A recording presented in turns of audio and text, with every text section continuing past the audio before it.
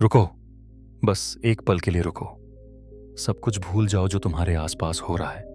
अपनी सारी चिंताएं, अपनी सारी परेशानियां, अपने सारे सवाल, सब कुछ एक तरफ रख दो और मेरी बात गौर से सुनो, क्योंकि आज मैं तुम्हें एक ऐसी यात्रा पर ले जाने वाला हूं जो शायद तुमने पहले कभी नहीं की होगी। आज मैं तुम्हें मिलवाने वाला हूं उस परम शक्ति से जो इस ब्रह्मांड के हर कण में समाई हुई है, उस महाकाल से जिसके आगे समय भी रुक जाता है, उस आदियोगी से जिसने इस सृष्टि को योग का पहला पाठ पढ़ाया। लेकिन यहां बात सिर्फ भक्ति की नहीं है दोस्तों, यहां बात है उस सत्य को समझने की जो हजारों सालों से शिव पुराण के पन्नों में छुपा हुआ है। और आज मैं तुम्हारे सामने उन्हीं रहस्यों को खोलने वाला हूं। तो अगर तुम तैयार हो इस गहरी, इस रहस्यमय, इस जीवन बदल देने वाली यात्रा के लिए, तो चलो शुरू करते हैं। क्योंकि जो तुम अगले कुछ मिनटों में सुनने वाले हो वो सिर्फ कहानियां नहीं हैं, ये तुम्हारे अंदर के उस अंधकार को मिटाने वाली रोशनी है। ये तुम्हारी सोच को चुनौती देने वाला सच है। ये तुम्हारी आत्मा को झकझोर देने वाला अनुभव है। तो बने रहो मेरे साथ और देखो कैसे महादेव की ये कथाएं तुम्हारी जिंदगी को एक नया मतलब दे सकती हैं। और हाँ, अगर तुम पहली बार इस चैनल पर आए हो तो प्लीज सब्सक्राइब कर लो और बेल आइकॉन दबा दो, क्योंकि ऐसी ही गहरी और लाइफ चेंजिंग कंटेंट हम यहां रेगुलरली लाते रहते हैं। अब सवाल ये उठता है कि आखिर शिव हैं कौन? क्यों हर कोई उन्हें इतना अलग तरीके से देखता है? क्यों कोई उन्हें भोलेनाथ कहता है तो कोई रुद्र, कोई उन्हें प्रेम का प्रतीक मानता है तो कोई विनाश का देवता?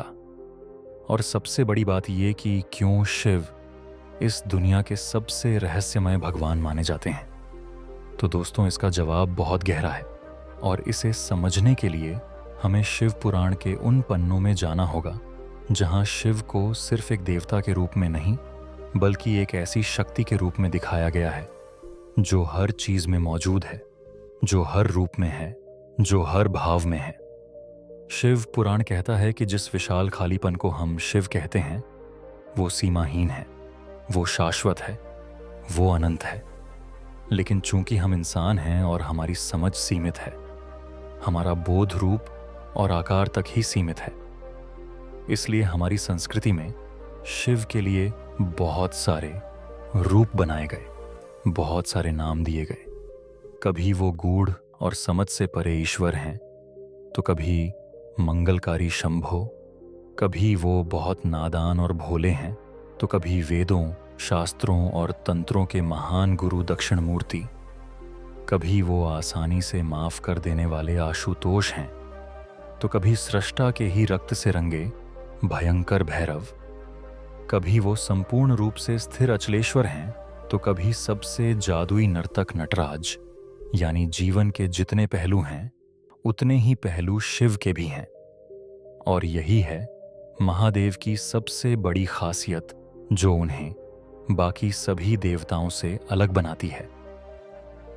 देखो दोस्तों, आमतौर पर दुनिया के ज्यादातर हिस्सों में जिस चीज को लोग दैवी या ईश्वरीय मानते हैं उसे हमेशा अच्छा ही दिखाया जाता है।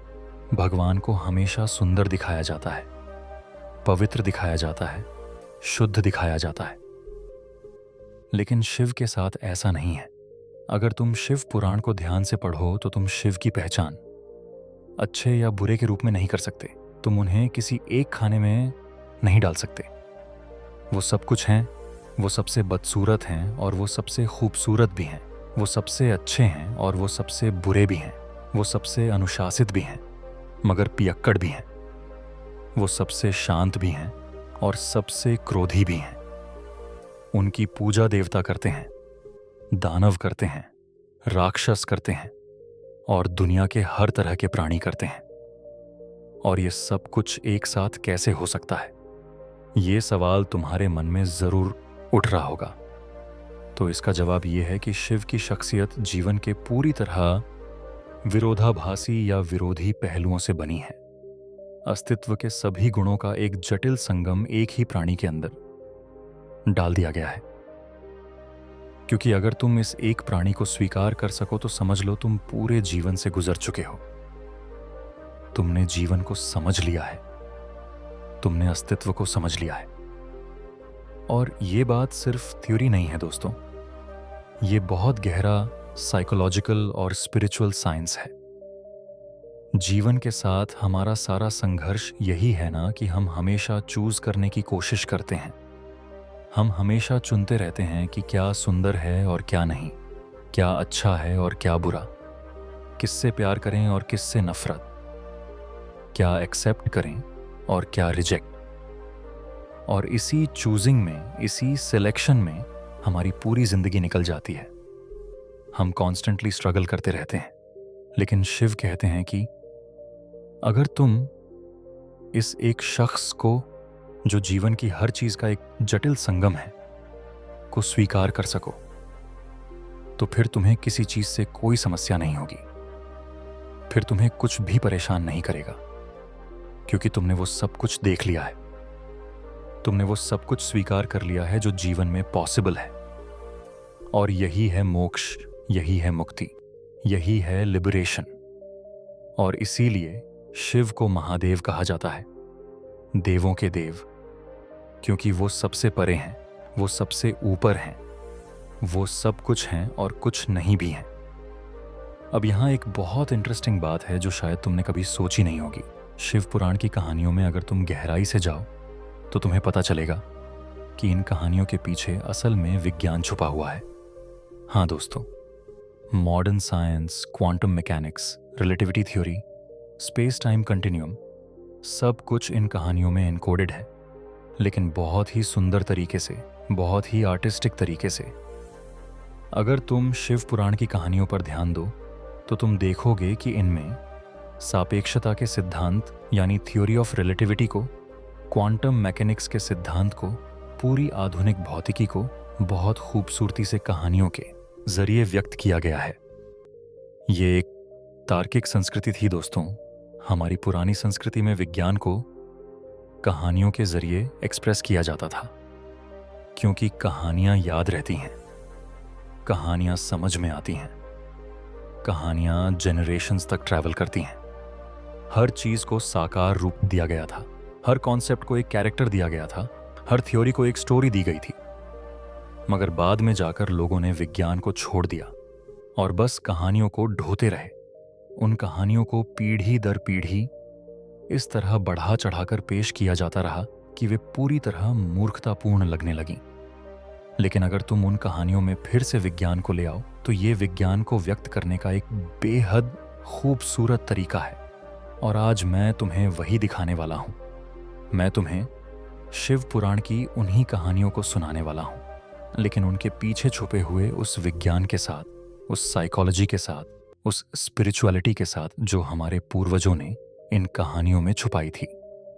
शिव पुराण असल में मानव प्रकृति को चेतना के चरम तक ले जाने का सर्वोच्च विज्ञान है, जिसे बहुत सुंदर कहानियों द्वारा व्यक्त किया गया है। योग को भी एक विज्ञान के रूप में एक्सप्रेस किया गया है, जिसमें कहानियां नहीं हैं बल्कि सीधे टेक्निक्स हैं। लेकिन अगर तुम गहन अर्थों में ध्यान दो तो योग और शिव पुराण को अलग नहीं किया जा सकता। एक उनके लिए है जो कहानियां पसंद करते हैं, जिन्हें मिथोलॉजी के थ्रू सीखना अच्छा लगता है, तो दूसरा उनके लिए है जो हर चीज को विज्ञान की नजर से देखना चाहते हैं, जो डायरेक्ट मेथड्स चाहते हैं। मगर दोनों के लिए मूलभूत तत्व एक ही हैं, डेस्टिनेशन एक ही है, बस रास्ते अलग हैं। और आज हम दोनों रास्तों को साथ लेकर चलने वाले हैं। हम कहानियां भी सुनेंगे और उनके पीछे का विज्ञान भी समझेंगे। अब चलो शुरू करते हैं पहली कहानी से, जो शायद शिव पुराण की सबसे पावरफुल और सबसे इमोशनल कहानियों में से एक है। और वो है माता सती के त्याग और शिव के विराग की कहानी। ये कहानी सिर्फ एक लव स्टोरी नहीं है दोस्तों, ये एक ऐसी कहानी है जो तुम्हें सिखाती है कि सेल्फ रिस्पेक्ट क्या होती है, डिग्निटी क्या होती है, और कैसे कभी कभी सबसे बड़ा प्यार भी सैक्रिफाइस डिमांड करता है। तो सुनो ध्यान से। क्योंकि ये कहानी तुम्हारी जिंदगी में भी कई बार घटी होगी, शायद अलग अलग रूपों में। माता सती दक्ष प्रजापति की पुत्री थीं और भगवान शिव की पत्नी। अब दक्ष प्रजापति बहुत पावरफुल थे, बहुत रिच थे, बहुत इन्फ्लुएंशियल थे। वो ब्रह्मा जी के पुत्र थे, यानी क्रिएटर के डायरेक्ट डिसेंडेंट। उनके पास सब कुछ था जो एक इंसान चाह सकता है, पावर, वेल्थ, स्टेटस, रिस्पेक्ट, सब कुछ। और सती उनकी सबसे प्यारी बेटी थी। लेकिन सती का दिल किसी और में लग गया था, और वो कोई और थे, शिव, महादेव, जो कैलाश पर्वत पर रहते थे, जो भस्म लगाते थे, जो श्मशान में ध्यान करते थे, जो दुनिया की किसी भी मटीरियलिस्टिक चीज में इंटरेस्टेड नहीं थे, जिनके पास कोई महल नहीं था, कोई दौलत नहीं थी, कोई किंगडम नहीं था, बस एक टाइगर स्किन था पहनने के लिए, एक त्रिशूल था, एक डमरू था, और एक इन्फिनिट कॉन्शियसनेस थी जो सब कुछ समेटे हुए थी। अब सोचो दोस्तों, ये कितना बड़ा कॉन्ट्रास्ट है। एक तरफ दक्ष जैसा पावरफुल राजा और दूसरी तरफ शिव जैसा डिटैच्ड योगी। और सती ने चूज किया शिव को। क्यों? क्योंकि सती ने उस चीज को देख लिया था जो बाहर की दुनिया नहीं देख सकती थी। उन्होंने शिव की उस इन्फिनिटी को फील कर लिया था, उस कॉन्शियसनेस को एक्सपीरियंस कर लिया था। और एक बार जब तुम उस लेवल की चीज को देख लो तो फिर ये सारी वर्ल्डली चीजें मीनिंगलेस लगने लगती हैं। फिर महल मीनिंगलेस हो जाता है, दौलत मीनिंगलेस हो जाती है, स्टेटस मीनिंगलेस हो जाता है, क्योंकि तुमने वो देख लिया है जो सबसे ऊपर है, जो अल्टीमेट है। और सती ने वही देखा था शिव में। इसलिए उन्होंने अपने पिता की सारी दौलत, सारी पावर को छोड़कर शिव को चुना और शिव से शिव विवाह कर लिया। लेकिन दक्ष को ये बात हजम नहीं हुई। उन्हें अपनी बेटी का ये डिसीजन पसंद नहीं आया। वो शिव को अपने लेवल का नहीं मानते थे। उन्हें लगता था कि शिव कोई ऐसे वैसे साधु हैं जिनका कोई स्टैंडर्ड नहीं है, कोई क्लास नहीं है। और इसी ईगो में, इसी अहंकार में दक्ष हमेशा शिव का अपमान करते रहते थे, कभी खुलकर तो कभी छुपे तरीके से। लेकिन शिव को इन सब चीज़ों से कोई फर्क नहीं पड़ता था, क्योंकि शिव तो उस लेवल पर थे जहां रिस्पेक्ट और डिसरिस्पेक्ट दोनों इक्वल हैं, जहां प्रेज और क्रिटिसिज्म दोनों सेम हैं। लेकिन सती को फर्क पड़ता था, क्योंकि वो अभी भी उस जर्नी में थीं जहां इमोशंस एग्जिस्ट करते हैं, जहां अटैचमेंट एग्जिस्ट करती है। वो एक तरफ अपने पति से प्यार करती थीं और दूसरी तरफ अपने पिता का भी सम्मान करती थीं, और ये दोनों चीजें कॉन्स्टेंटली कॉन्फ्लिक्ट में थीं। और फिर एक दिन वो घटना घटी जिसने सब कुछ बदल दिया। एक बार राजा दक्ष ने एक बहुत बड़े यज्ञ का आयोजन किया, और उस यज्ञ में सभी देवताओं को, सभी ऋषि मुनियों को, सभी राजाओं को आमंत्रित किया। लेकिन माता सती और भगवान शिव को इनविटेशन नहीं दिया। सोचो कितना बड़ा इंसल्ट है ये, अपनी ही बेटी को और दामाद को इनवाइट नहीं करना। लेकिन दक्ष ने जानबूझकर ऐसा किया क्योंकि वो शिव को नीचा दिखाना चाहते थे। वो दुनिया को ये बताना चाहते थे कि शिव उनके स्टैंडर्ड के नहीं हैं। और जब सती को ये बात पता चली तो उनका दिल टूट गया। तरफ अपने पति का अपमान और दूसरी तरफ अपने पिता का ये बिहेवियर। सती डिसाइड नहीं कर पा रही थी कि क्या करें। शिव ने सती से कहा कि तुम मत जाओ उस यज्ञ में, जहां रिस्पेक्ट नहीं है वहां जाने का कोई मतलब नहीं है। लेकिन सती की एक उम्मीद थी। उन्हें लगा कि शायद अगर वो जाएं तो अपने पिता को समझा सकें, शायद सिचुएशन को ठीक तरीका कर सकें, शायद अपने पति की महिमा अपने पिता को बता सकें। और इसी होप में, इसी एक्सपेक्टेशन में सती बिना शिव की परमिशन के उस यज्ञ में चली गईं। लेकिन जो वहां हुआ वो उन्होंने सोचा भी नहीं था। जैसे ही सती यज्ञ में पहुंची तो किसी ने उनका स्वागत नहीं किया। उनकी मां ने तो थोड़ा प्यार दिखाया, लेकिन दक्ष ने उनकी तरफ देखा तक नहीं। और फिर यज्ञ में दक्ष ने खुलकर शिव का अपमान करना शुरू कर दिया। उन्होंने शिव को भिखारी कहा। उन्होंने कहा कि शिव कोई भगवान नहीं है, बल्कि एक पागल साधु हैं जो श्मशान में रहता है, जिसके पास कोई मर्यादा नहीं है, कोई शालीनता नहीं है। और ऐसे बहुत सारे कटु शब्द बोले दक्ष ने शिव के लिए। सती ये सब सुन नहीं सकी। उनके अंदर का सब कुछ टूट गया। एक तरफ उनका प्यार था अपने पति के लिए और दूसरी तरफ उनके पिता का ये घोर अपमान। सती ने ट्राई किया अपने पिता को समझाने की। उन्होंने कहा कि आप नहीं जानते शिव कौन है। वो सिर्फ एक साधु नहीं है, बल्कि वो तो महादेव हैं। वो तो परम शक्ति हैं। वो तो सब कुछ हैं। लेकिन दक्ष ने एक नहीं सुनी। उन्होंने और भी ज्यादा अपमान किया शिव का।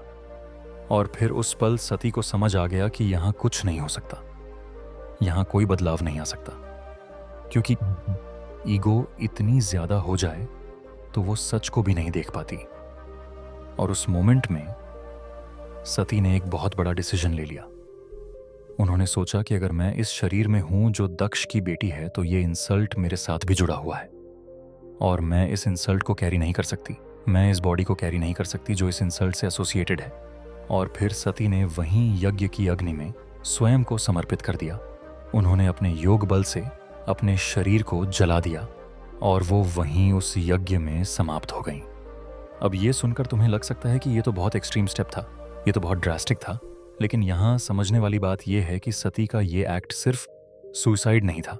ये एक स्टेटमेंट था, ये एक प्रोटेस्ट था, ये एक मैसेज था कि जहाँ सेल्फ रिस्पेक्ट नहीं है, जहाँ डिग्निटी नहीं है, वहाँ जीने का कोई मतलब नहीं है। और ये बात सिर्फ उस टाइम के लिए नहीं है दोस्तों, ये आज भी रेलेवेंट है। आज भी बहुत सारे लोग ऐसी सिचुएशंस में फंसे होते हैं जहाँ उनकी डिग्निटी को हर्ट किया जाता है, जहाँ उनका डिसरिस्पेक्ट किया जाता है। और वो सिर्फ इसलिए वहाँ रहते हैं क्योंकि उन्हें डर लगता है बाहर निकलने का। उन्हें लगता है कि शायद चीज़ें बदल जाएंगी, लेकिन कभी कभी तुम्हें बोलना पड़ता है, कभी कभी तुम्हें स्टैंड लेना पड़ता है।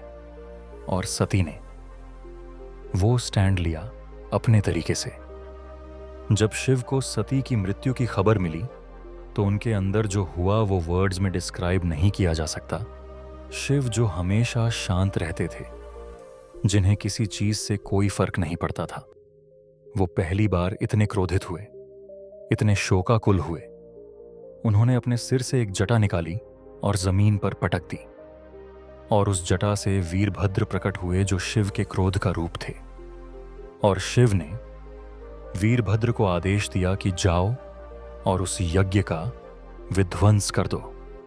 और वीरभद्र ने वही किया। उन्होंने अपने गणों के साथ जाकर उस यज्ञ को पूरी तरह तहस नहस कर दिया। सभी देवताओं को भगा दिया, सभी राजाओं को भगा दिया और दक्ष का सिर काट दिया। पूरा यज्ञ स्थल खून से लाल हो गया, चारों तरफ तबाही मच गई। और ये सब इसलिए हुआ क्योंकि एक पिता ने अपनी ईगो की वजह से अपनी ही बेटी का और अपने दामाद का अपमान किया।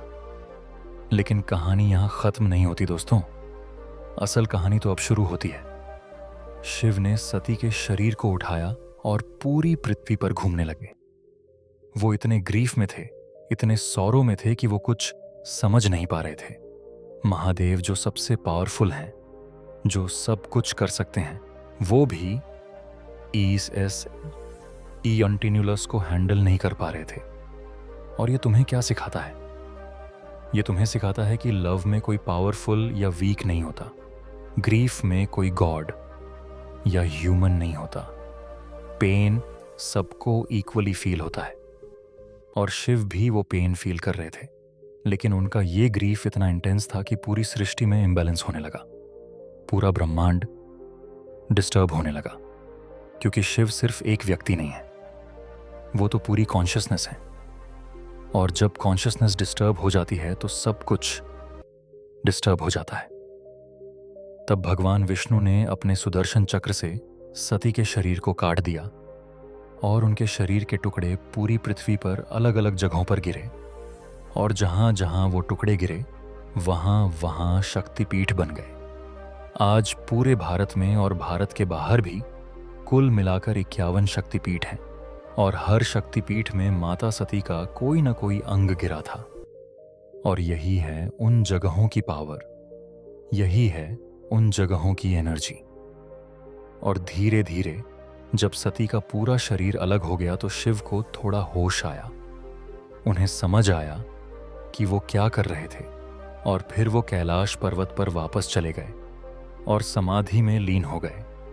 उन्होंने अपने आप को पूरी तरह बंद कर लिया।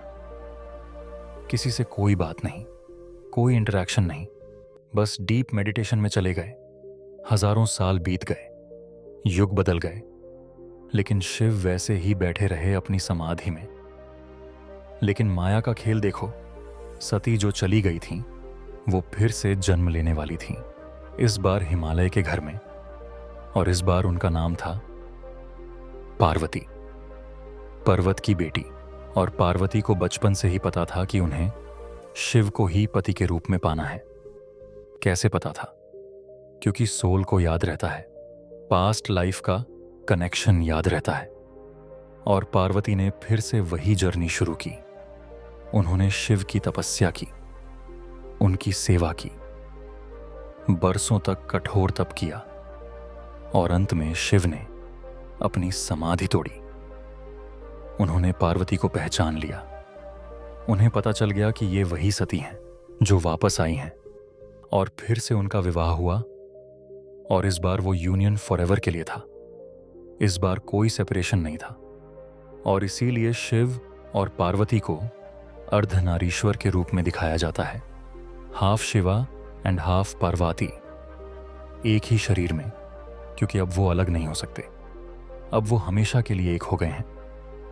तो दोस्तों, ये कहानी तुम्हें क्या सिखाती है? ये कहानी तुम्हें सिखाती है कि प्यार सिर्फ फिजिकली साथ होना नहीं है। प्यार एक इटर्नल बॉन्ड है जो डेथ के बाद भी टूटता नहीं है। ये तुम्हें सिखाती है कि सेल्फ रिस्पेक्ट और डिग्निटी किसी भी चीज से ज्यादा इंपॉर्टेंट है। ये तुम्हें सिखाती है कि ईगो कैसे सब कुछ बर्बाद कर देती है। दक्ष की ईगो ने अपनी ही बेटी को खो दिया।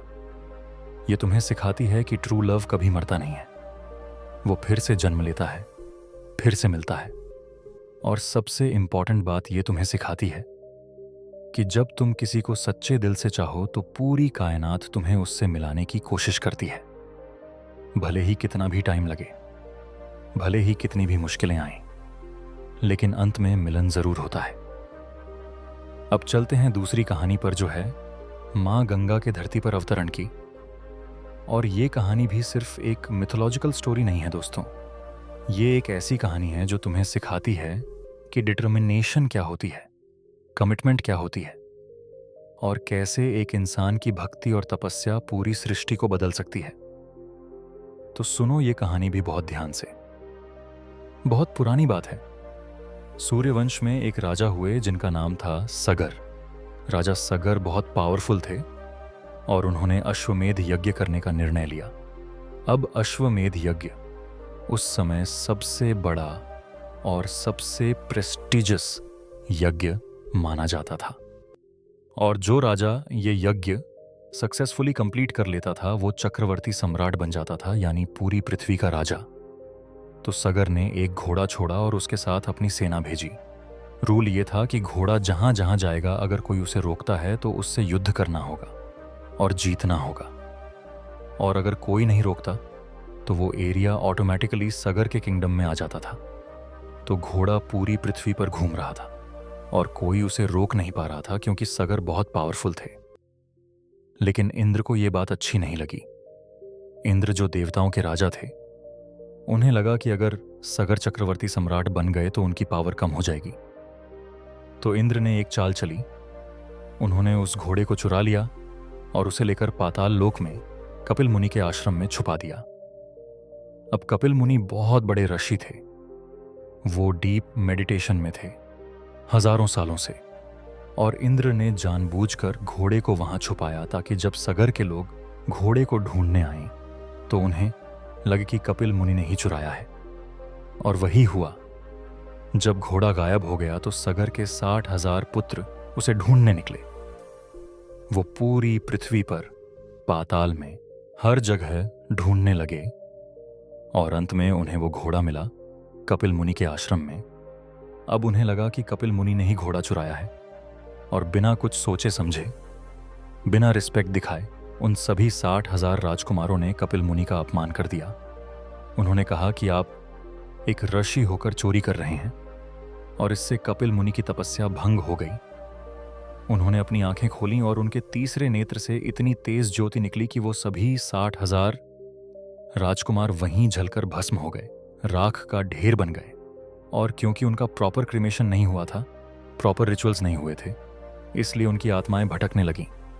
उन्हें मोक्ष नहीं मिला, वो वहीं फंस गए। राजा सगर को जब ये बात पता चली तो वो बहुत दुखी हुए, लेकिन वो कुछ नहीं कर सके। उनके बाद उनके पोते अंशुमान ने ट्राई किया अपने पूर्वजों को मोक्ष दिलाने का।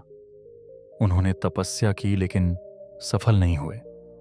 उनके बाद उनके पुत्र दिलीप ने ट्राई किया, उन्होंने भी तपस्या की लेकिन वो भी सफल नहीं हुए। और फिर आए भगीरथ, दिलीप के पुत्र, और भगीरथ ने ठान लिया कि चाहे जो हो जाए मैं अपने पूर्वजों को मोक्ष जरूर दिलाऊंगा। और उन्होंने एक बात सुनी थी कि अगर गंगा का पवित्र जल उन राख के ढेर पर पड़ जाए तो उन आत्माओं को मोक्ष मिल सकता है। लेकिन प्रॉब्लम ये थी कि गंगा तो स्वर्ग में बहती थी, धरती पर नहीं थी। तो भगीरथ ने डिसाइड किया कि मैं तपस्या करूंगा और गंगा को धरती पर लेकर आऊंगा। और फिर शुरू हुई भगीरथ की अद्भुत तपस्या। वो हिमालय में गए और वहां खड़े होकर एक पैर पर हजारों साल तक तपस्या करते रहे। कुछ नहीं खाया, कुछ नहीं पिया, बस ध्यान में लीन रहे। और उनकी तपस्या इतनी इंटेंस थी, इतनी पावरफुल थी कि आखिरकार ब्रह्मा जी प्रकट हुए और उन्होंने कहा, भगीरथ मांगो क्या चाहिए तुम्हें। तब भगीरथ ने कहा कि मुझे गंगा को धरती पर चाहिए ताकि मेरे पूर्वजों को मोक्ष मिल सके। ब्रह्मा जी ने कहा, ठीक है, मैं गंगा को आदेश दूंगा कि वो धरती पर जाएं। लेकिन एक प्रॉब्लम है, गंगा का वेग इतना तीव्र है, उनका फ्लो इतना पावरफुल है कि अगर वो सीधे स्वर्ग से धरती पर आईं तो धरती उनका वेग सह नहीं पाएगी, पूरी धरती टूट जाएगी, तबाही मच जाएगी। इसीलिए तुम्हें किसी ऐसे की जरूरत है जो गंगा के वेग को कंट्रोल कर सके। भगीरथ समझ गए कि ये काम सिर्फ महादेव ही कर सकते हैं, इसलिए उन्होंने फिर से तपस्या शुरू की, इस बार शिव की। और शिव भी प्रसन्न हुए भगीरथ की भक्ति और डिटर्मिनेशन देखकर। शिव ने कहा, ठीक है, मैं गंगा को अपनी जटाओं में समेट लूंगा और फिर धीरे धीरे धरती पर उतारूंगा। और वही हुआ। जब गंगा स्वर्ग से उतरी तो उनका वेग देखते ही बनता था। पूरा आकाश गड़गड़ा रहा था, ऐसा लग रहा था जैसे हजारों समुद्र एक साथ गिर रहे हों। लेकिन शिव वहां खड़े थे अपनी पूरी महिमा में। और जैसे ही गंगा उनके पास आई, शिव ने अपनी जटाएं खोल दी और गंगा उनकी जटाओं में समा गई। और फिर शिव की जटाओं से गंगा धीरे धीरे बहुत ही कंट्रोल्ड वे में धरती पर उतरी। भगीरथ बहुत खुश हुए। उन्होंने गंगा का स्वागत किया और फिर गंगा को अपने पीछे पीछे ले गए उस जगह पर जहां उनके पूर्वजों की राख पड़ी थी। और जैसे ही गंगा का पवित्र जल उस राख पर पड़ा, वो सभी 60,000 आत्माएं मुक्त हो गईं, उन्हें मोक्ष मिल गया। और भगीरथ की जनरेशंस की मेहनत सफल हो गई। और इसीलिए गंगा को भागीरथी भी कहा जाता है, क्योंकि भगीरथ ने उन्हें धरती पर लाया था। अब इस कहानी में साइंस कहाँ है, साइकोलॉजी कहाँ है? तो देखो दोस्तों, गंगा सिर्फ एक नदी नहीं है। गंगा कॉन्शियसनेस का फ्लो है, ज्ञान का फ्लो है, एनलाइटनमेंट का फ्लो है, जो स्वर्ग में है यानी हाईएस्ट लेवल पर है। और उसे धरती पर लाना यानी उस कॉन्शियसनेस को अपने जीवन में उतारना। लेकिन वो कॉन्शियसनेस इतनी पावरफुल है, इतनी इंटेंस है कि अगर तुम डायरेक्टली उसे एक्सपीरियंस करो तो तुम्हारा माइंड हैंडल नहीं कर पाएगा, तुम्हारी बॉडी हैंडल नहीं कर पाएगी। इसलिए तुम्हें एक मीडियम की ज़रूरत होती है, और वो मीडियम है गुरु। वो मीडियम है शिव, जो उस इंटेंस एनर्जी को कंट्रोल करते हैं, उसे फिल्टर करते हैं और फिर धीरे धीरे तुम्हें देते हैं जितना तुम हैंडल कर सको। और ये है असली योगा, ये है असली स्पिरिचुअलिटी। और भगीरथ की तपस्या रिप्रेजेंट करती है उस डिटर्मिनेशन को, उस कमिटमेंट को जो चाहिए स्पिरिचुअल जर्नी में। तुम्हें हजारों बार गिरना पड़ेगा, हजारों बार उठना पड़ेगा, जनरेशंस लग सकती हैं, लेकिन अगर तुम्हारा इंटेंशन क्लियर है, अगर तुम्हारी भक्ति जेन्युइन है, तो आखिर में तुम ज़रूर पहुंचोगे उस मंजिल तक। और एक बहुत इंपॉर्टेंट मैसेज ये कहानी देती है कि कभी कभी तुम्हारी एक गलती, तुम्हारा एक रॉन्ग डिसीजन पूरी जेनरेशन्स को अफेक्ट कर सकता है। उन 60,000 राजकुमारों ने एक ऋषि का अपमान किया और उन्हें और उनके पूरे फैमिली को इतनी बड़ी प्राइस चुकानी पड़ी। तो हमेशा सोच समझकर बोलो, रिस्पेक्ट दो दूसरों को, खासकर उन लोगों को जो तुमसे ज़्यादा जानते हैं, जो तुमसे ज़्यादा एक्सपीरियंस्ड हैं। और सबसे इंपॉर्टेंट बात, कभी का इंसल्ट मत करो, कभी भी किसी की तपस्या भंग मत करो, क्योंकि कॉन्सिक्वेंसेस बहुत भारी हो सकते हैं। अब चलते हैं तीसरी कहानी पर, जो है जलंधर और शिव के युद्ध की। और ये कहानी तुम्हें बताएगी कि पावर और भक्ति में क्या फ़र्क है और कैसे सिर्फ पावर से तुम सब कुछ नहीं पा सकते। तो सुनो, ये कहानी भी बहुत इंटरेस्टिंग है। जलंधर एक बहुत ही पावरफुल असुर था और उसकी पत्नी थी वृंदा, जो बहुत ही पवित्र और सती स्त्री थी। वृंदा की भक्ति और पतिव्रता, धर्म इतना स्ट्रांग था कि उसकी वजह से जलंधर को अजेयता का वरदान मिल गया था। यानी कोई भी उसे युद्ध में नहीं हरा सकता था जब तक वृंदा का पतिव्रता धर्म बना हुआ है।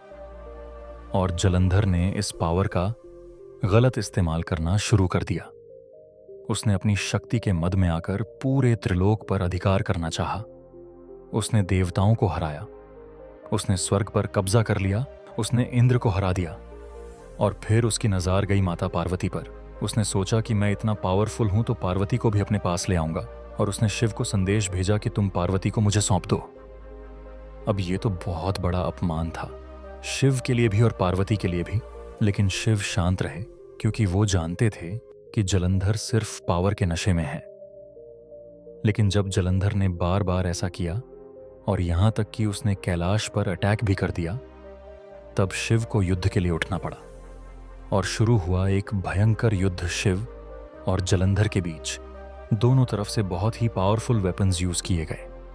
पूरा ब्रह्मांड हिल गया इस युद्ध से।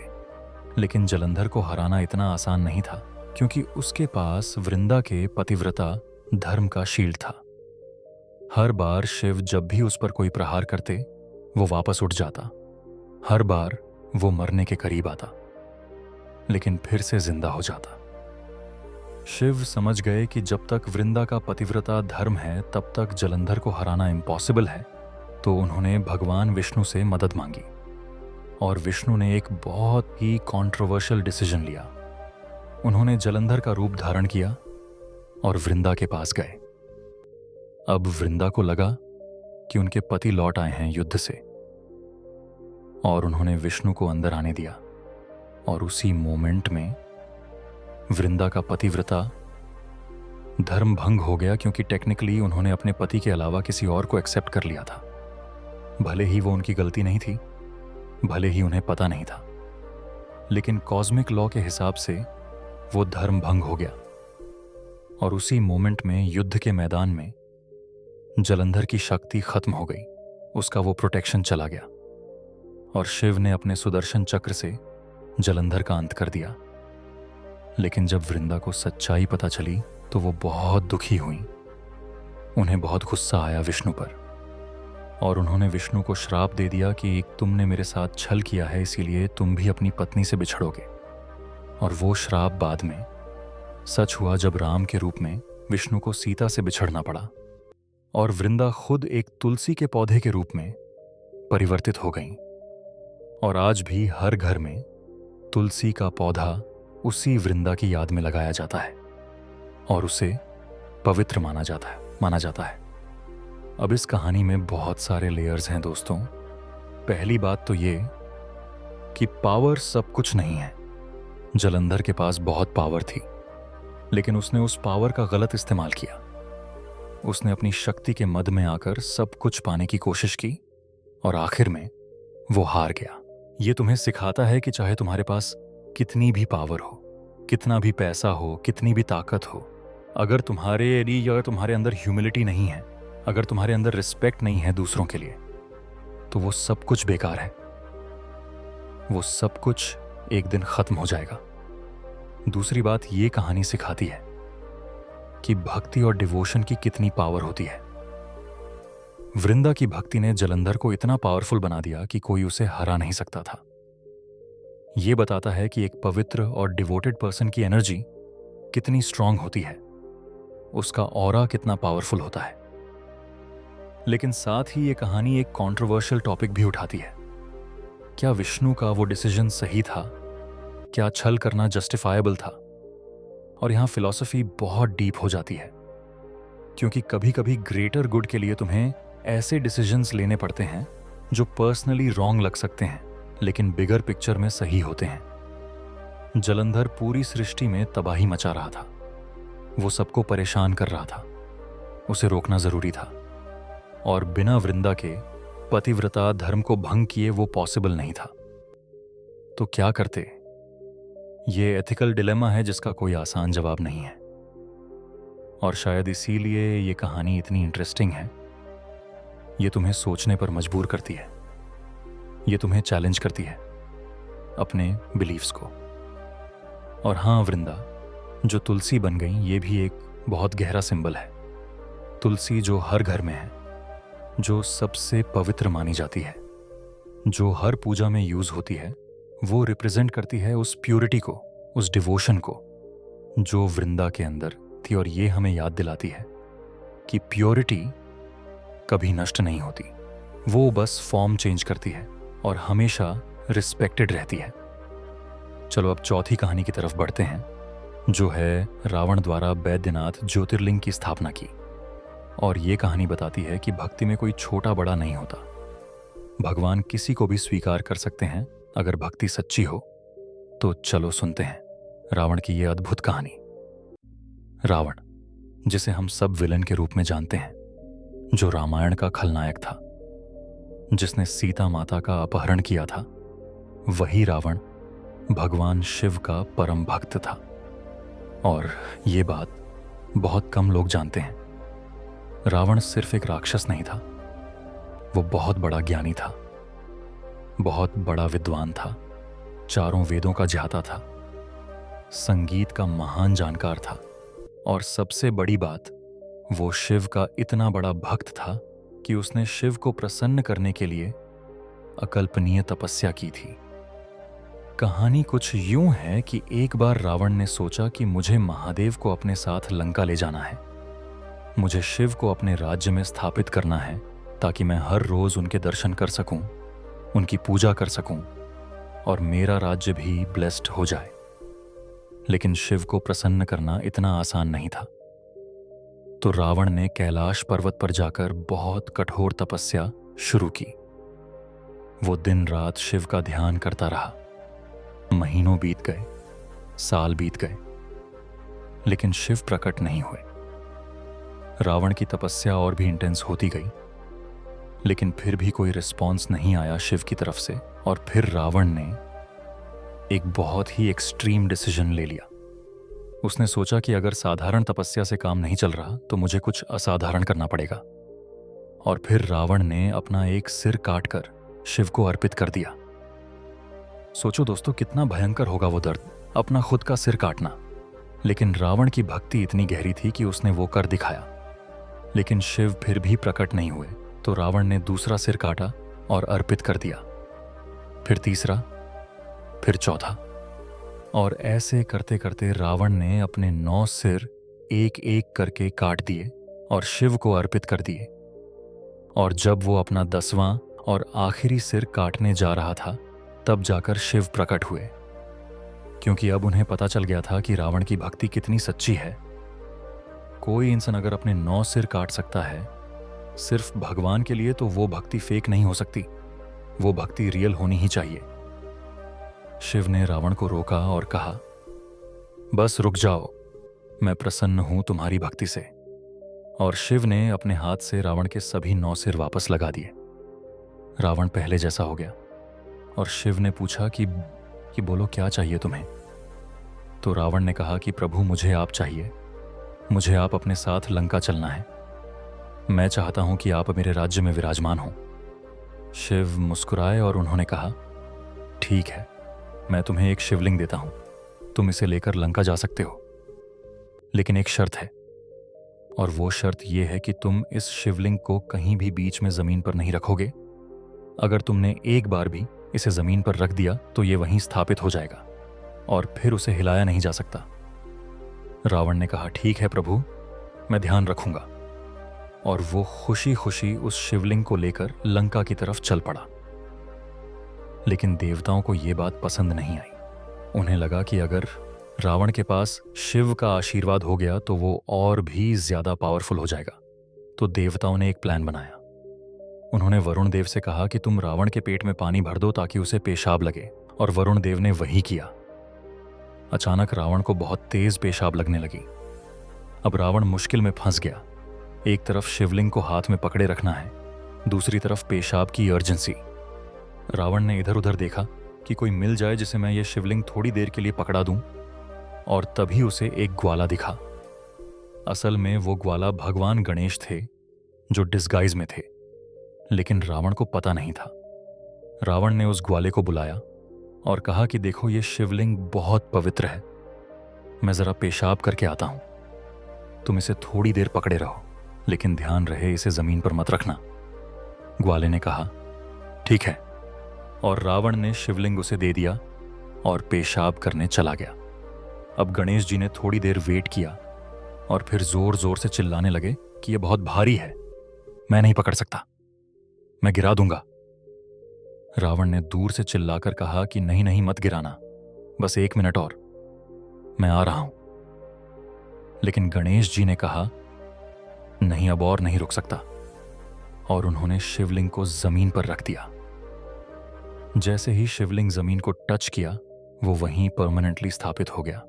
रावण भागकर आया, लेकिन तब तक बहुत देर हो चुकी थी। उसने कितनी भी कोशिश की उस शिवलिंग को उठाने की, लेकिन वो 1 इंच भी नहीं हिला।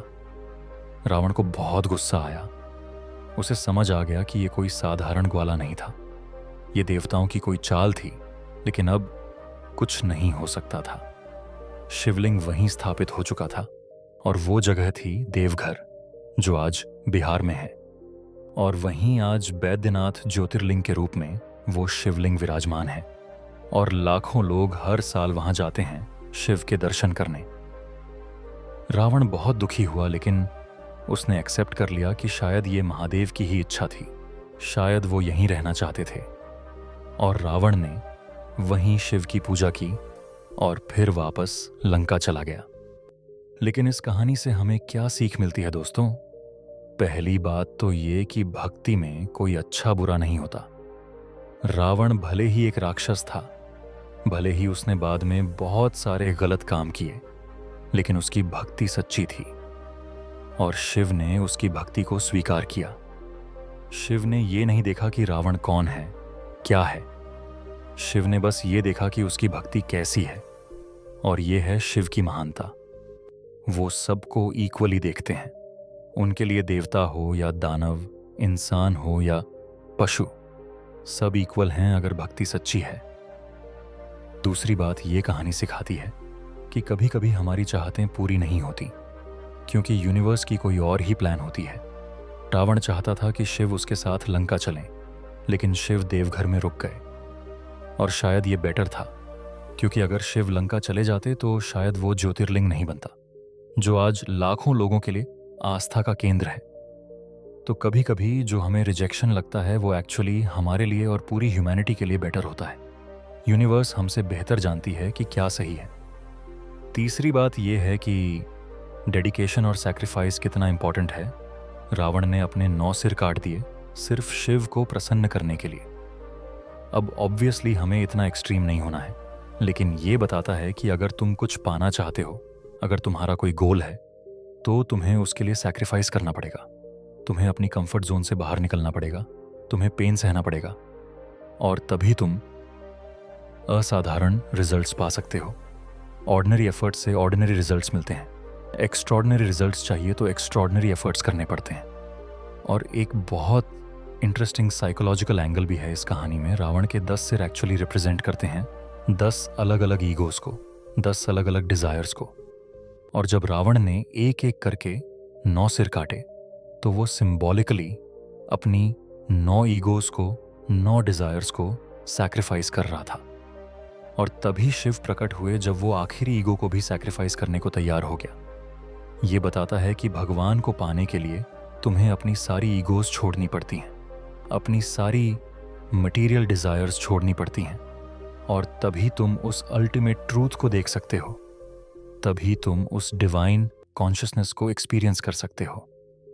अब चलते हैं 5वीं और आखिरी कहानी पर, जो है शिव और बाणासुर की। और ये कहानी तुम्हें बताएगी कि भक्ति और ड्यूटी में जब कॉन्फ्लिक्ट हो तो क्या करना चाहिए, और कैसे कभी कभी भगवान भी अपने भक्तों को सही रास्ता दिखाने के लिए उनके खिलाफ खड़े हो जाते हैं। तो सुनो, ये भी बहुत गहरी कहानी है।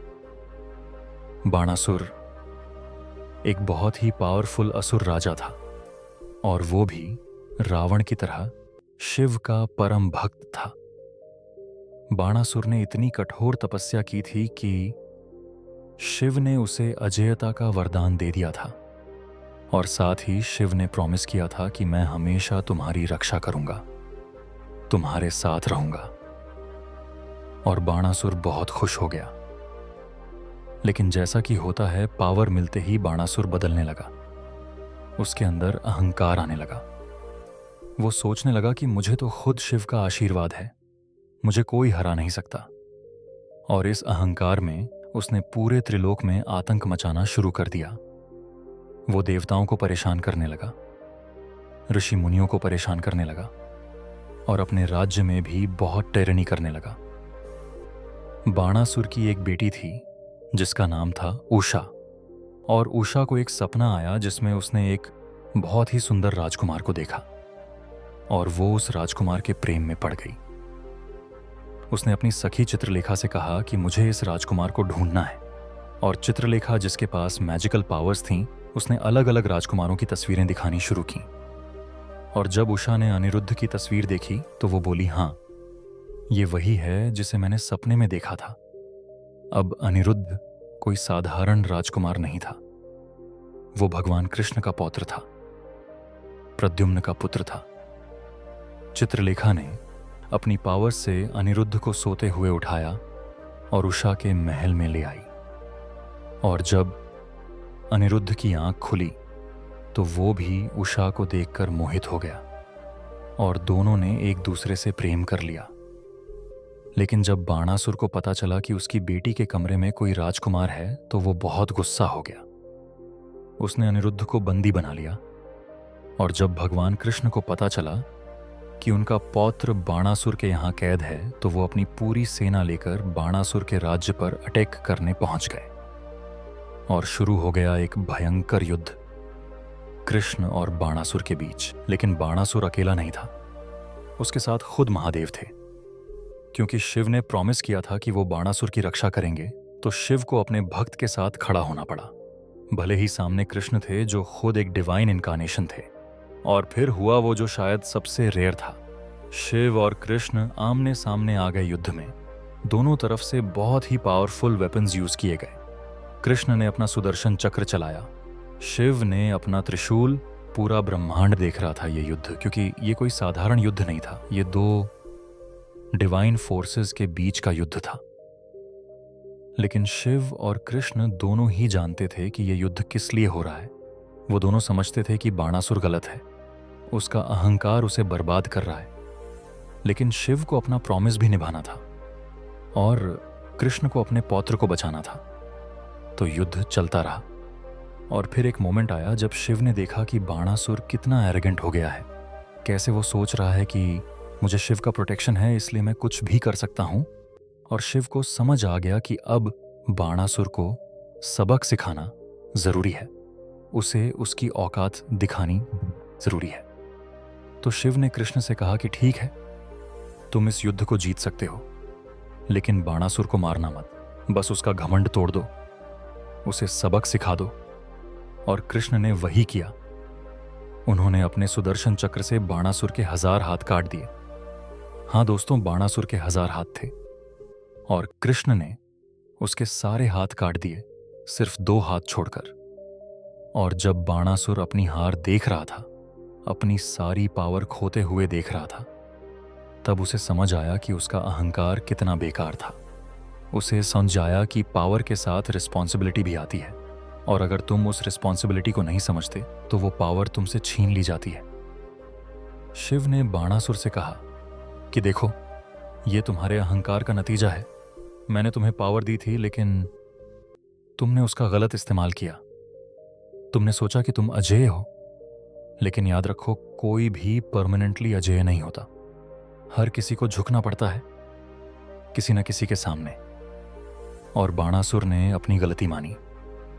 उसने कृष्ण और शिव दोनों से माफी मांगी, और फिर कृष्ण ने अनिरुद्ध को छुड़ाया और उषा और अनिरुद्ध का विवाह करवा दिया, और सब कुछ ठीक हो गया। अब इस कहानी में क्या सीख है दोस्तों?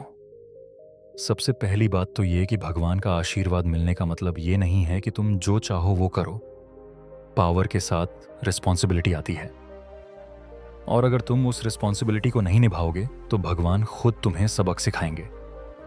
देखो, शिव ने बाणासुर को वरदान दिया था, लेकिन जब बाणासुर ने उसका गलत इस्तेमाल किया तो शिव ने खुद उसे सबक सिखवाया। वो कृष्ण के खिलाफ लड़े जरूर, क्योंकि उन्होंने प्रॉमिस किया था, लेकिन अंत में उन्होंने कृष्ण को जीतने दिया, क्योंकि वो जानते थे कि ये बाणासुर के भले के लिए है। दूसरी बात, ये कहानी सिखाती है कि ट्रू भक्ति ब्लाइंड नहीं होती। शिव ने अपने भक्त का साथ दिया, लेकिन अंधे होकर नहीं। उन्होंने देखा कि बाण से फंसी बाणासुर गलत है और उसे ठीक करना जरूरी है, तो उन्होंने वो किया जो बाणासुर के लिए सबसे अच्छा था, भले ही वो बाणासुर को उस मोमेंट में अच्छा नहीं लगा। और यही है असली प्यार, असली भक्ति, जो हमेशा सही रास्ता दिखाए, भले ही वो कड़वा हो। एक सच्चा गुरु, एक सच्चा भगवान वो नहीं होता जो हमेशा तुम्हें कंफर्टेबल रखे। एक सच्चा गुरु वो होता है जो तुम्हें चैलेंज करे, जो तुम्हें तुम्हारी गलतियां दिखाए और तुम्हें बेहतर बनाए। तीसरी बात यह है कि कभी कभी हमारी बिगेस्ट स्ट्रेंथ्स ही हमारी बिगेस्ट वीकनेसेस बन जाती हैं। बाणासुर के 1000 हाथ उसकी स्ट्रेंथ थे, लेकिन वही उसके अहंकार का कारण भी बने। और जब वो हाथ काट दिए गए तो बाणासुर एक्चुअली ज्यादा पीसफुल हो गया, ज्यादा हम्बल हो गया। तो कभी कभी हमसे कुछ छीना जाता है तो वो एक्चुअली हमारे भले के लिए होता है। वो हमें ज्यादा ग्राउंडेड बनाता है, ज्यादा रियल बनाता है। और आखिरी बात जो बहुत इंपॉर्टेंट है वो ये कि लव हमेशा जीतता है। उषा और अनिरुद्ध का प्रेम सच्चा था, और आखिर में उन्हें मिला दिया गया। भले ही बीच में कितनी भी ऑब्स्टिकल्स आईं, कितना भी युद्ध हुआ, लेकिन अंत में प्रेम ही जीता। और ये यूनिवर्स का एक फंडामेंटल लॉ है। जो चीज प्योर है, जो चीज रियल है, वो हमेशा सरवाइव करती है, वो हमेशा जीतती है। भले ही टाइम लगे, लेकिन वो होकर रहती है। तो दोस्तों, ये थीं शिव पुराण की 5 अद्भुत कथाएं। सती का त्याग, गंगा का अवतरण, जलंधर का युद्ध, रावण की भक्ति और बाणासुर का अहंकार। हर कहानी में एक गहरी सीख छुपी हुई है। हर कहानी तुम्हें कुछ न कुछ सिखाती है, और सबसे इंपॉर्टेंट बात ये कहानियां सिखाती हैं कि महादेव कौन है। वो सिर्फ एक भगवान नहीं है, वो एक कॉन्शियसनेस है, वो एक एनर्जी है जो हर चीज में है, हर किसी में है। वो विरोधाभासों के देवता हैं, क्योंकि लाइफ खुद एक विरोधाभास है। वो सबसे सिंपल हैं और सबसे कॉम्प्लेक्स भी। वो सबसे शांत हैं और सबसे भयंकर भी। वो सबको एक्सेप्ट करते हैं, चाहे वो देवता हो या दानव, इंसान हो या पशु, क्योंकि उनके लिए सब इक्वल हैं, सब उसी एक कॉन्शियसनेस का हिस्सा हैं। और शिव पुराण जो इन कहानियों के थ्रू हमें सिखाता है, वो एक्चुअली एक बहुत बड़ा स्पिरिचुअल साइंस है। ये कहानियाँ सिर्फ एंटरटेनमेंट के लिए नहीं हैं, ये टूल्स हैं तुम्हारी कॉन्शियसनेस को एक्सपैंड करने के लिए, तुम्हारी अंडरस्टैंडिंग को डीपन करने के लिए।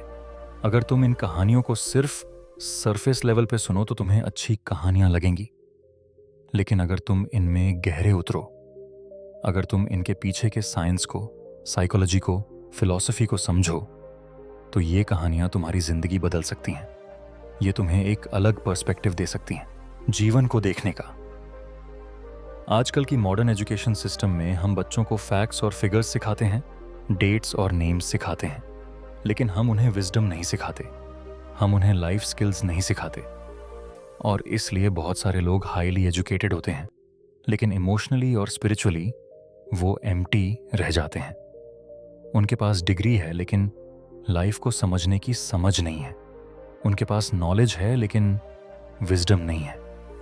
और फिर वो पूरी जिंदगी स्ट्रगल करते रहते हैं ये समझने में कि आखिर जीवन का मतलब क्या है, खुशी कहाँ है, शांति कहाँ है। और यही वो चीज़ है जो हमारी पुरानी संस्कृति में बहुत अच्छे से समझी गई थी। हमारे पूर्वजों ने जाना था कि एजुकेशन सिर्फ इन्फॉर्मेशन देना नहीं है, एजुकेशन ट्रांसफॉर्मेशन देना है। एजुकेशन ये सिखाना है कि लाइफ कैसे जीनी है, चैलेंजेस कैसे फेस करनी है, इमोशंस कैसे हैंडल करने हैं, रिलेशनशिप्स कैसे मेंटेन करनी है। और ये सब चीज़ें उन्होंने कहानियों के थ्रू सिखाई, क्योंकि कहानियाँ याद रहती हैं, कहानियाँ दिल को छूती हैं, कहानियाँ प्रैक्टिकल होती हैं। वैज्ञानिकों ने भी ये पाया है कि जो बच्चा 20 साल की औपचारिक शिक्षा प्राप्त करने के बाद प्रैक्टिकल दुनिया में एंटर करता है तो उसकी बुद्धि का एक बड़ा हिस्सा नष्ट हो जाता है, परमानेंटली डैमेज हो जाता है, जिसे रिपेयर नहीं किया जा सकता। इसका मतलब ये है कि वो एक एजुकेटेड फूल बन जाता है। उसके पास बहुत सारी इंफॉर्मेशन है लेकिन वो उसका सही यूज नहीं कर पाता। वो क्रिएटिव नहीं रह जाता, वो इनोवेटिव नहीं रह जाता, वो बस एक रोबोट बन जाता है जो कमांड्स फॉलो करता है। और ये बहुत दुखद है, क्योंकि हम अपनी अगली जनरेशन को ऐसा बना रहे हैं, हम उनकी नेचुरल क्यूरियोसिटी को मार रहे हैं, उनकी इमेजिनेशन को सप्रेस कर रहे हैं, उनकी क्रिएटिविटी को रिस्ट्रिक्ट कर रहे हैं, सिर्फ इसीलिए ताकि वो एग्जाम्स में अच्छे मार्क्स ला सकें, ताकि वो अच्छी जॉब पा सकें। लेकिन क्या ये सच में एजुकेशन है? क्या ये वो चीज़ है जो हम अपने बच्चों को देना चाहते हैं? वैज्ञानिकों का कहना है कि एजुकेशन देने का एक बेहतर तरीका है, और वो है उसे कहानियों के रूप में प्रदान करना, नाटक के रूप में प्रदान करना, एक्सपीरियंसेस के रूप में प्रदान करना। जब तुम कोई कहानी सुनते हो तो तुम उसमें खो जाते हो, तुम उसके कैरेक्टर्स के साथ कनेक्ट हो जाते हो, तुम उनकी इमोशंस फील करते हो, उनकी स्ट्रगल समझते हो।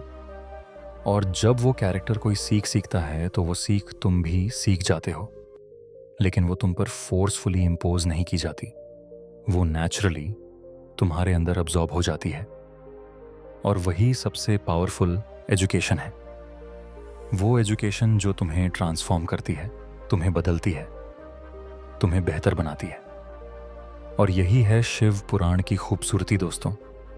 ये एक ऐसा ग्रंथ है जिसमें सबसे गहरे स्पिरिचुअल ट्रूथ्स को, सबसे कॉम्प्लेक्स फिलॉसफिकल कॉन्सेप्ट्स को, सबसे एडवांस्ड योगिक साइंसेस को बहुत ही सिंपल और एंटरटेनिंग कहानियों के थ्रू एक्सप्लेन किया गया है। जब तुम माता सती की कहानी सुनते हो तो तुम सीखते हो सेल्फ रिस्पेक्ट के बारे में, डिग्निटी के बारे में, अनकंडीशनल लव के बारे में।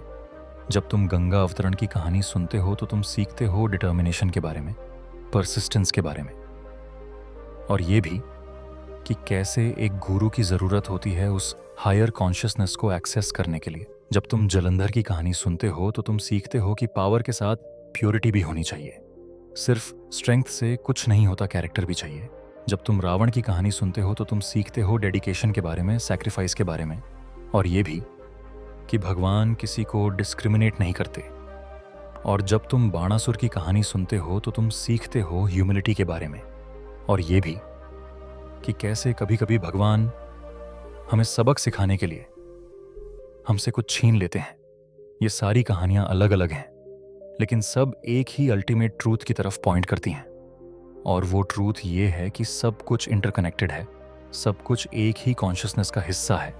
और जब तुम ये समझ जाते हो, जब तुम ये रियलाइज कर लेते हो कि मैं और तुम अलग नहीं हैं, कि देवता और दानव अलग नहीं हैं, कि अच्छा और बुरा एब्सोल्यूट नहीं है बल्कि रिलेटिव है, कि हर चीज़ में शिव है, हर चीज़ शिव है, तो फिर तुम्हारी पूरी लाइफ चेंज हो जाती है। फिर तुम किसी से नफरत नहीं कर सकते क्योंकि वो भी तुम ही हो। फिर तुम किसी चीज़ को रिजेक्ट नहीं कर सकते क्योंकि वो भी तुम्हारा ही हिस्सा है। फिर तुम पूरी तरह एक्सेप्टिंग हो जाते हो, पूरी तरह लविंग हो जाते हो, और यही है मोक्षा। यही है लिबरेशन, यही है वो अल्टीमेट फ्रीडम जिसकी तलाश हर इंसान कर रहा है। और सबसे इंटरेस्टिंग बात यह है कि शिव पुराण में जो साइंस है, जो फिजिक्स है, वो आज की मॉडर्न साइंस से बिल्कुल मैच करती है।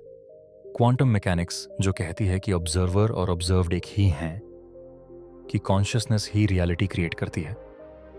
ये एग्जैक्टली वही बात है जो शिव पुराण हजारों साल पहले कह रहा था। थ्योरी ऑफ रिलेटिविटी जो कहती है कि टाइम और स्पेस रिलेटिव हैं, कि सब कुछ ऑब्जर्वर के पर्सपेक्टिव पर डिपेंड करता है। ये भी वही बात है जो शिव पुराण में अलग अलग कहानियों के थ्रू एक्सप्लेन की गई है, जैसे कि कैसे ब्रह्मा जी और विष्णु जी शिव के शुरुआत और अंत को ढूंढने निकलते हैं, लेकिन नहीं ढूंढ पाते क्योंकि शिव इन्फिनिट हैं, वो टाइम और स्पेस से परे हैं। ये एग्जैक्टली वही कॉन्सेप्ट है जो मॉडर्न फिजिक्स में स्पेस टाइम कंटिन्यूम के बारे में बताया जाता है।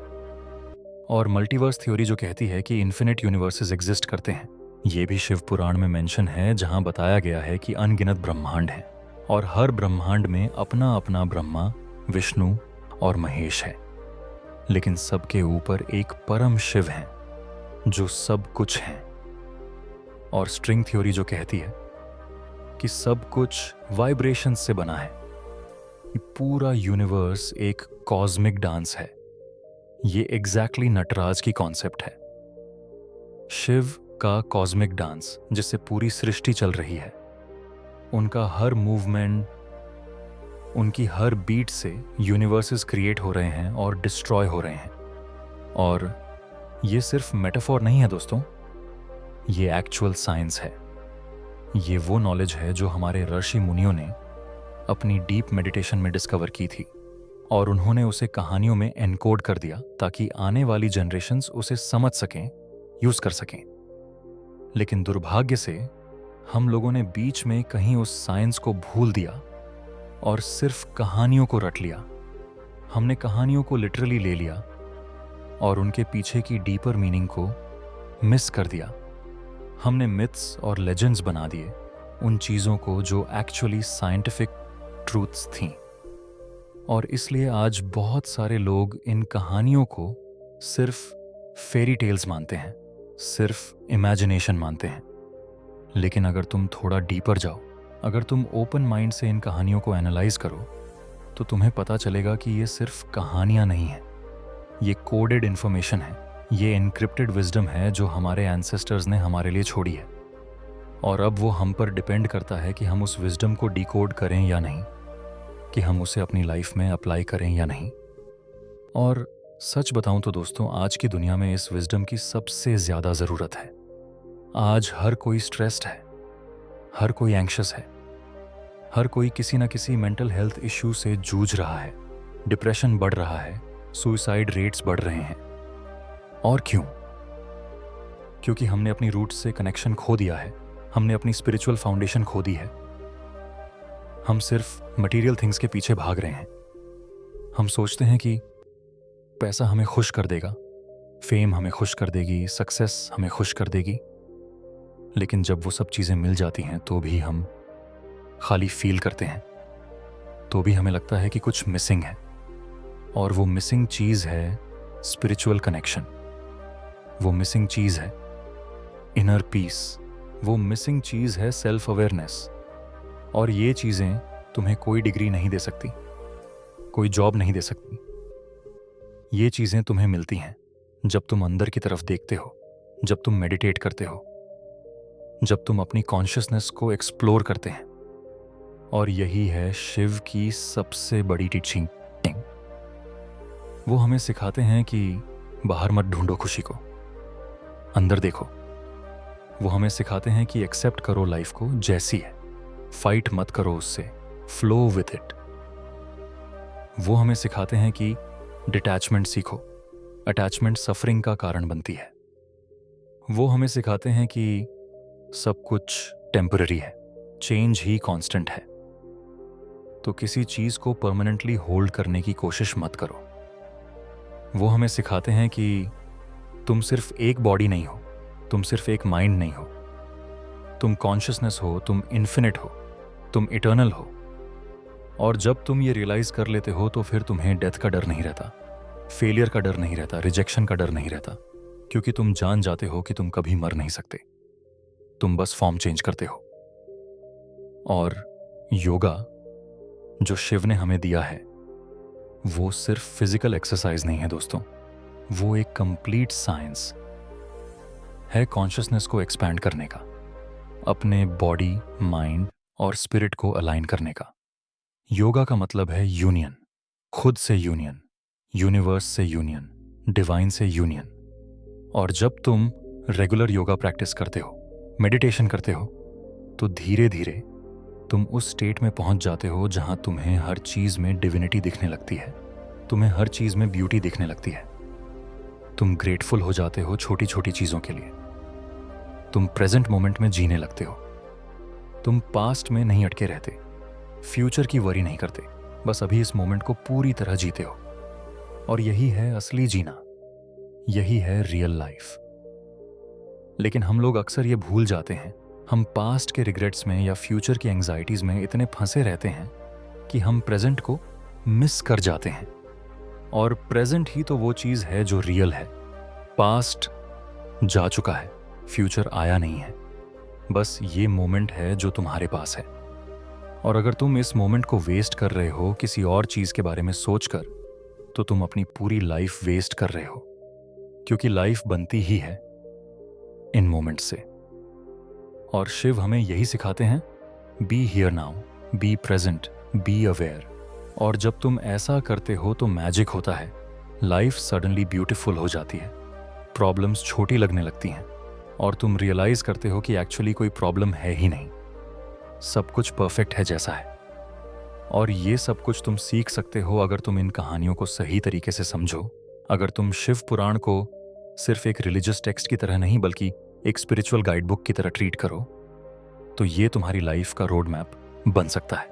ये तुम्हें बता सकता है कि किस सिचुएशन में कैसे रिएक्ट करना है, कैसे अपनी इमोशंस को हैंडल करना है, कैसे रिलेशनशिप्स मेंटेन करनी है, कैसे अपने गोल्स अचीव करने हैं, और सबसे इम्पॉर्टेंट कैसे खुद को डिस्कवर करना है, कैसे अपनी ट्रू नेचर को रियलाइज करना है।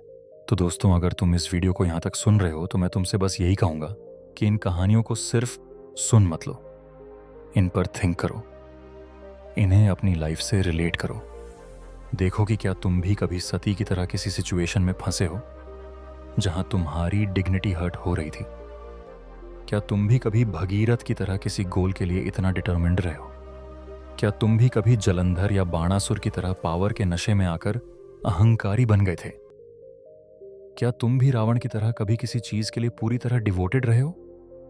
और जब तुम ये कनेक्शंस बनाओगे तो तुम्हें ये कहानियां सिर्फ कहानियां नहीं लगेंगी, ये तुम्हारी अपनी लाइफ के रिफ्लेक्शंस लगेंगी, और तब तुम उनसे सीख पाओगे, तब तुम ग्रो कर पाओगे। और हाँ, एक बहुत इंपॉर्टेंट बात, अगर तुम्हें लगता है कि स्पिरिचुअलिटी सिर्फ बूढ़े लोगों के लिए है या जो लाइफ से हार गए हैं उनके लिए है, तो तुम गलत हो। एक्चुअली सच तो ये है कि स्पिरिचुअल होना सबसे प्रैक्टिकल चीज है, क्योंकि जब तुम स्पिरिचुअली अवेयर होते हो तो तुम ज्यादा फोकस्ड होते हो, ज्यादा काम होते हो, ज्यादा कॉन्फिडेंट होते हो, तुम बेटर डिसीजंस ले पाते हो, तुम स्ट्रेस को बेटर हैंडल कर पाते हो, तुम्हारी रिलेशनशिप्स इंप्रूव हो जाती हैं, तुम्हारी प्रोडक्टिविटी बढ़ जाती है। तो ये कोई एस्केपिंग नहीं है लाइफ से, ये एक्चुअली एंगेजिंग है लाइफ के साथ, लेकिन एक हायर लेवल पर, एक डीपर लेवल पर। और अगर तुम सच में शिव को समझना चाहते हो, उन्हें एक्सपीरियंस करना चाहते हो, तो बस एक काम करो, शांत बैठ जाओ कुछ देर के लिए, हर रोज कुछ नहीं करो, बस अपनी सांसों को ऑब्जर्व करो, अपने थॉट्स को ऑब्जर्व करो, लेकिन उनमें फंसो मत, बस देखते रहो जैसे कोई मूवी देख रहा हो। और धीरे धीरे तुम उस स्पेस में पहुंच जाओगे जो थॉट्स के बीच में है, वो साइलेंस जो नॉइस के बीच में है। और उसी साइलेंस में तुम्हें शिव मिलेंगे, क्योंकि शिव नॉइज में नहीं है, वो साइलेंस में है, वो मूवमेंट में नहीं है, वो स्टिलनेस में है, वो डूइंग में नहीं है, वो बीइंग में है। और जब तुम उस बीइंग को टच कर लोगे तो तुम्हारी पूरी लाइफ ट्रांसफॉर्म हो जाएगी। तुम वही रहोगे लेकिन सब कुछ चेंज हो जाएगा, क्योंकि तुम्हारा पर्सपेक्टिव चेंज हो जाएगा, तुम्हारी अंडरस्टैंडिंग चेंज हो जाएगी। तो बस इतना ही दोस्तों। मैं उम्मीद करता हूँ कि आज की ये जर्नी तुम्हें पसंद आई होगी, कि इन कहानियों ने तुम्हें कुछ सिखाया होगा, कुछ महसूस कराया होगा। और अगर ऐसा है तो प्लीज़ इस वीडियो को लाइक करो, शेयर करो अपने उन दोस्तों के साथ जिन्हें भी स्पिरिचुअलिटी में इंटरेस्ट है। और हाँ, कमेंट में ज़रूर बताओ कि इन 5 कहानियों में से तुम्हें कौन सी कहानी सबसे ज़्यादा पसंद आई, कौन सी कहानी ने तुम्हें सबसे ज़्यादा टच किया और क्यों। मुझे तुम्हारे थॉट्स जानने में बहुत इंटरेस्ट है। और अगर तुम चाहते हो कि मैं शिव पुराण की और भी कहानियाँ लाऊं या फिर किसी और पुराण की कहानियाँ सुनाऊं, तो वो भी कमेंट में बता दो। मैं डेफिनेटली उस पर काम करूँगा। और लास्ट में बस यही कहूँगा, हर हर महादेव, AUM नमः शिवाय। और याद रखो कि शिव तुम्हारे बाहर नहीं है, वो तुम्हारे अंदर है। तुम खुद ही शिव हो, बस तुम्हें रियलाइज करना है, बस तुम्हें जागना है।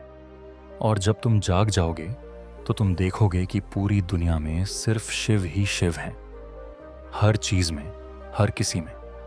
और तब तुम्हारी लाइफ एक सेलिब्रेशन बन जाएगी, एक नटराज का डांस बन जाएगी।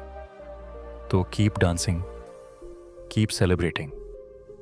और हमेशा याद रखो कि तुम इन्फिनिट हो, तुम इटर्नल हो, तुम डिवाइन हो।